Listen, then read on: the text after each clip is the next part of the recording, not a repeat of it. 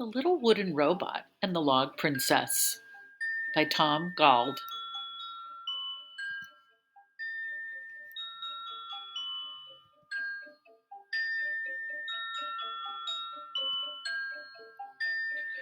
There once lived a king and a queen who happily ruled a pleasant land, but they had no children. So one night the king went to see the royal inventor, and the queen went to see a clever old witch who lived in the woods. They both asked for the same thing, a child. The inventor set to work straight away. She used her finest tools and her most ingenious design, and she built a wonderful, intricate little wooden robot. The witch took a log from a basket by her fire and used her deepest magic to bring the wood to life in the form of a perfect little log princess.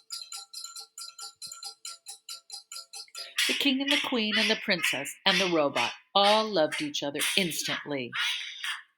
The log princess was bold and clever, and she had a secret. Each night, when she fell asleep, she turned back into a log and would stay like that until she was awoken by the magic words. "Awake, little log, awake!"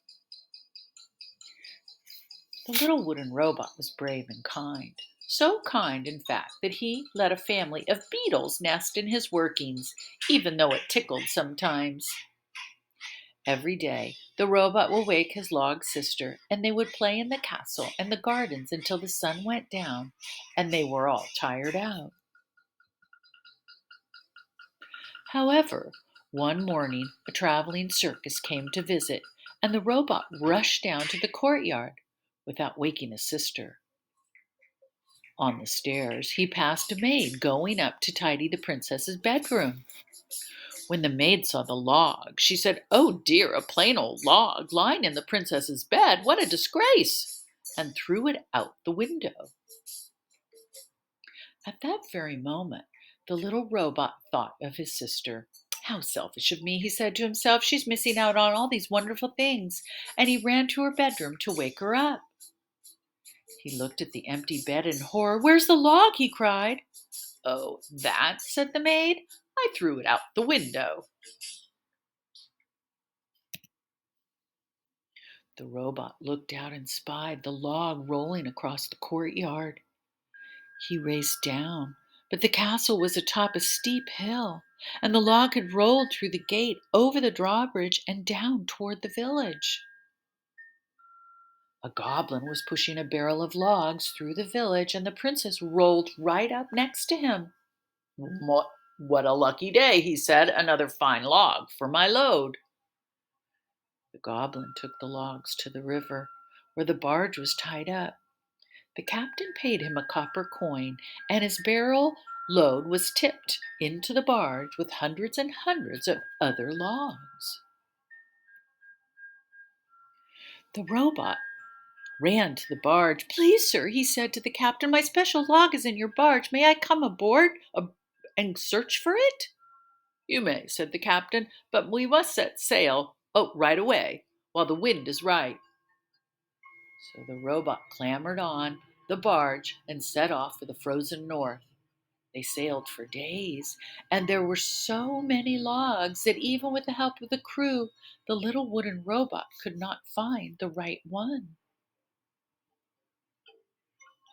They arrived and unloaded the cargo.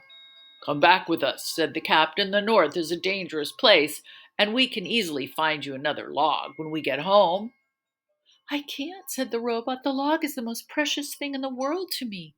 I won't leave without it." So the crew gave him a map, some supplies, and a handcart, and sailed back to the pleasant land where our story began.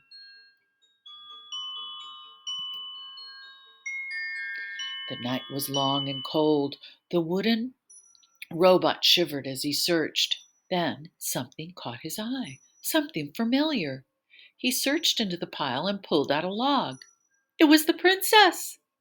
He danced for joy with the log in his arms and was about to recite the magic words when he realized how awful it would be for his poor sister, who had fallen asleep in her cozy little bed, to wake here, freezing and far from home. So he put her into the handcart, tucked a blanket around her, took up the handle, and began the long walk home.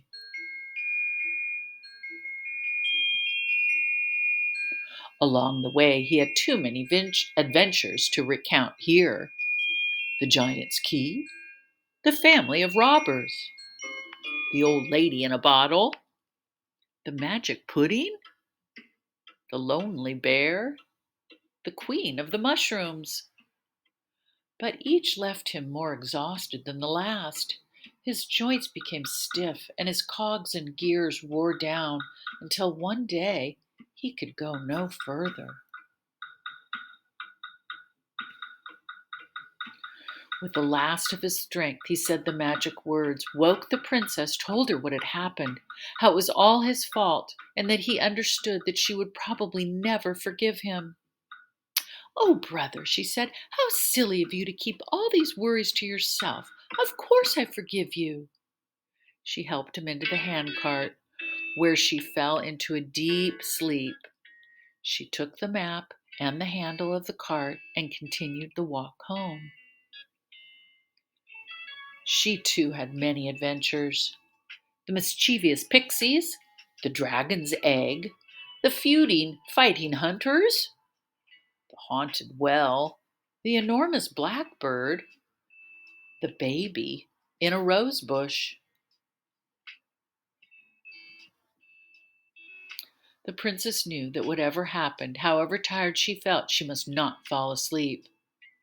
But one night, as she was trudging through a dark forest, which she was sure couldn't be that far from home, she began to yawn. And then she yawned some more, and her eyes felt heavy, and her legs felt tired, and she thought of her cozy little bed in the castle. "Perhaps I shall close my eyes just for a moment," she said.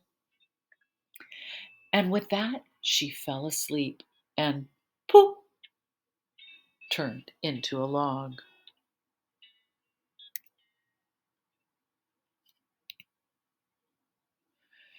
The king and the queen missed their children terribly.